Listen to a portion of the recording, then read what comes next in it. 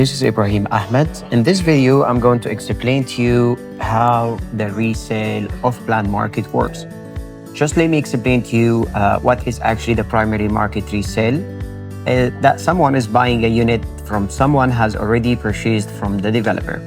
However, let's keep in mind that not all the developer will accept the resale immediately unless certain amounts or certain percentage should be paid to the developer. Some developers 30%, some developers 40%. However, before we process, I would like to explain to you how much you're going to pay and how much the seller going to have and what is actually the premium and how we calculate it on the market.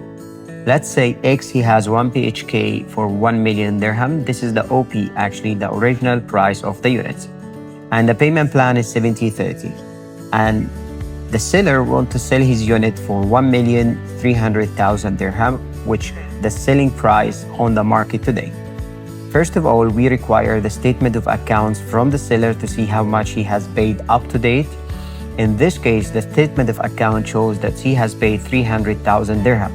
So what we're gonna do and how we're gonna get calculated, the original price minus the selling price and the amount is going to have by the seller is the equal from that. Let's say the 1 million dirham, which is the original price, minus the selling price of the market today is 1,300,000 dirham. It will give us 600,000 dirham. The 600,000 dirham, this is what the seller going to receive on the transaction day. And the rest of the unit is going to be remaining on the handover or on the payment plan, which is going to be around 700,000 dirham.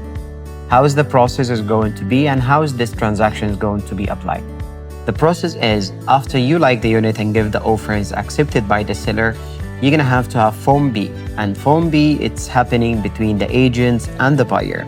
There will be mentioned the unit details, the building name, and the unit number, and the 2% agency fee applied by Dubai Land Department. Some people charge more, some people charge less, it depends. After we will move to the security check. Security check will be written under the seller name and it will be held by the brokerage company and it will be returned on the transaction day to the buyer. After we will move to Form F. Form F and terms and condition is made between the seller and the buyer and there will be mentioned a lot of details. However, the difference between Form F and terms and condition, that Form F has all details about the units and the terms and condition is extra terms and condition we add on the Form F to make sure the buyer and the seller are on the right page and we guarantee both sides. However, for example, in a terms and condition, we can mention also that the seller will clear the amount, the seller will pay for the NOC, the seller will make sure that the statement of account is up to date, and the buyer also will pay this and this and this and this, so avoid any conflict on the transaction day. Let's move to the NOC. After the Form F will be signed, immediately we will apply for the NOC from the developer, which is the No Objection Certificate. Once the NOC is issued, we will book a day on the trustee office and we will go to the trustee office with the sellers and buyer to do the transaction. However, a power of attorney can attend, but you need to inform the brokerage company or your agents before so they can prepare and mention it also to the trustee office. Let's move to the hidden fees and everything the buyer need to pay till the transaction day. You have the 4% from DLD and it has to be paid in a manager check, cannot be accept cash and cannot be accept cards.